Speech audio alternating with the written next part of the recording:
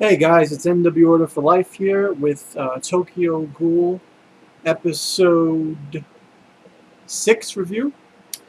Uh, a lot of stuff happened in this week's episode. We start off with Toka biting Kaneki and getting strength in order to bring out her kagune. We see that her kagune looks like these this flame-like wing, like a one-wing kind of long, outstretched wing from her back. It's like got properties of flame, electric, and she seems to shoot it out like needles, and also so like figure like feathers coming from one giant ring like raining down, but it doesn't look like feathers. They look more like needles than feathers. But that's the concept. And then also when she's attacking Tsukiyama head on, she's usually bringing the wing in front of her like a shield.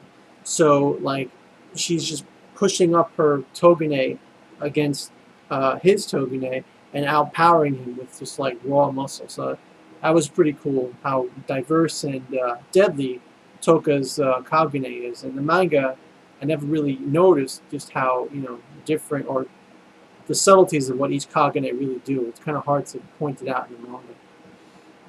And then, of course, Tsukiyama, his kagune is like very flexible.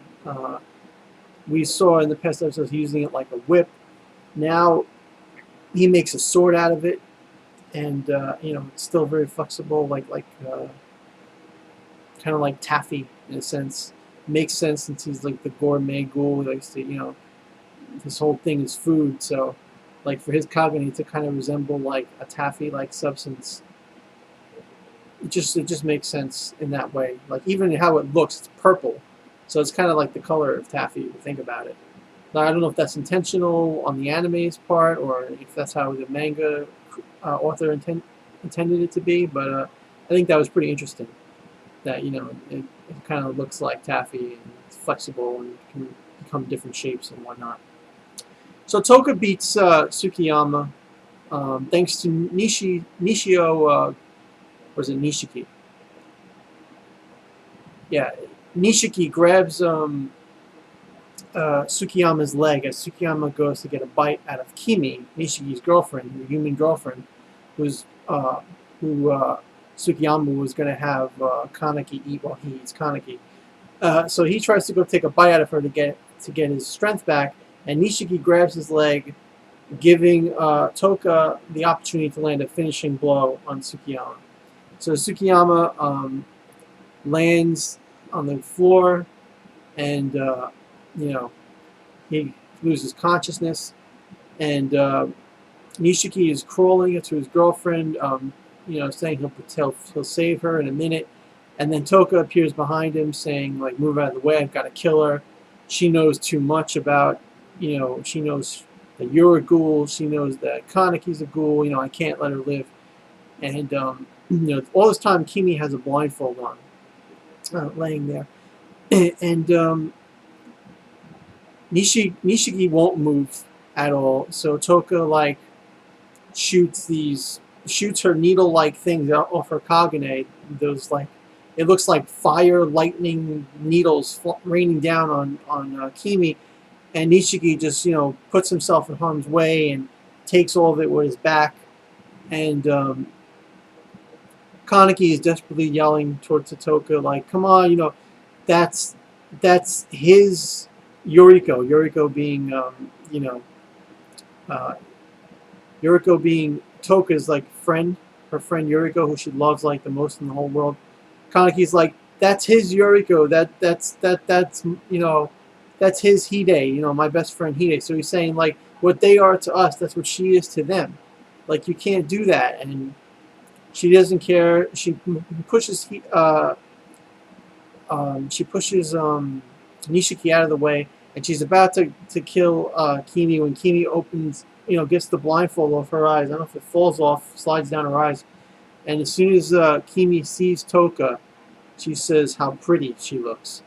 Seeing the sparkling flame on Toka's back and the kagune, and I guess even Toka's red eyes meshed with it. she's not afraid. She thinks it looks really pretty. And Touka's taken aback by it because, no one's ever thought she's looked like that. They only treat her ever as a monster. So she can't bring herself to kill Kimi. So we go to Anteiku, and we find out that Nishiki is now working for Anteiku. Touka is all upset, and she's like, just hiding out, trying to collect her thoughts or whatever. And then it goes into filler. And the filler of this is the fact that Hinami and her mother are trying to get in touch with Hinami's father. And now in the manga there is no Hinami's father, but the anime has used this.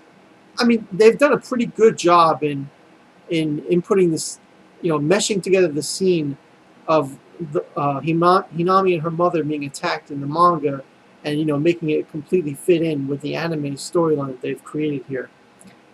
Basically, the guy in the first episode that lost his wrench-like tool, whatever, gets it repaired by Hinami's father, and Hinami's father wants her to leave. He wants that guy to leave and not come back, and that guy pretty much gives him a lethal blow, hitting him outside the building where the two detectives, the two doves, the human investigators, the ghoul investigators, they come. When I mean, the ghoul investigators, they investigate ghouls. They're humans, they're investigators, and they investigate ghouls, and they kill ghouls. The doves. So the doves are outside the building, and they see that they identify the guy as Jason from the 13th district, and they try to fight him off using their, I forget if they're called kagunes or when they take kagunes and they make them into their own weapons. They try to use those weapons, those homemade, those weapons that they use against ghouls, and it doesn't work out. The Mao, I think the guy's name is, the crazy white-haired one, he gets his kagune, whatever it's called, ripped, destroyed, and Jason escapes. And then the father, lying on the floor in blood, struggles to get up. You see he has a picture of his daughter's coloring. It's in his hand, childlike picture. And, he's trying to fight for his life real quick with whatever last bit he has, and he gets killed mercilessly. Then they take that picture and use it as a base to locate his wife and daughter. And then we see Hinami and her mother in the street, they're just spending time together, going to a bookstore, I believe, trying to get a book for Hinami because Hinami wanted a book so she can keep learning to surprise her dad. And Hinami smells her dad, and she runs towards the smell, having her mother chase her, and they run right into the two investigators, the two doves, and they pretty much, surround them, and they're about to attack, and Hinami's mother uses her kagune and surrounds her daughter, and that's pretty much it. She tells her to go back to Anteiku, and they're like, oh, is that supposed to be some kind of mother-daughter affection? How pathetic. And as Hinami runs away, the mother is left to most likely die in the next episode. Obviously she's going to die, but they don't show that yet. So, it was really emotional episode, as this series tends to be. Hinami's, family situation is heartbreaking. She just lost her father. She's going to lose her mother. It's really cool how they show how one human, Kimi, can accept the ghouls so easily and see nothing wrong with them.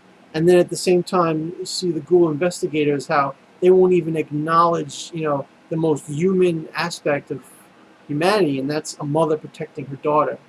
They literally scoffed at Hinami's mother protecting her. As if well, who cares? You're just animals, you're demons, you're monsters. Don't pretend to act like humans. So, really nice contrast there. The battles were really good with Tsukiyama and Touka. Touka's kagune looks awesome and much more elaborate than what I saw in the manga.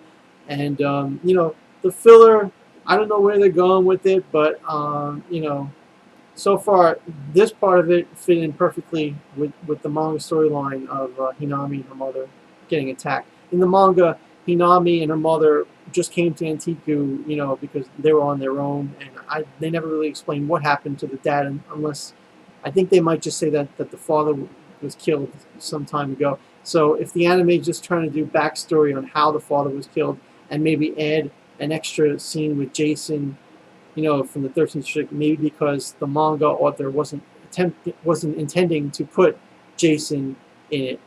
Or then again, I think later on Jason is in the manga, but I don't want to spoil it if I'm right or wrong, you know. But anyway, that was the filler aspect of it. The episode was good. I give it an 8 out of 10. Really good episode. And that's pretty much it. Thanks for watching. Don't want to go too much longer because it's already past 10-minute mark. If you like the video, please subscribe to me for more video content in the future. If you, you know, please comment on the bottom what you thought of the video. If it's, you know, if the changes from the manga are annoying you, or if they're meshing well with the story, or, you know, just overall how the episode made you feel. And yeah, that's it. Thanks a lot, everybody. Have a great day.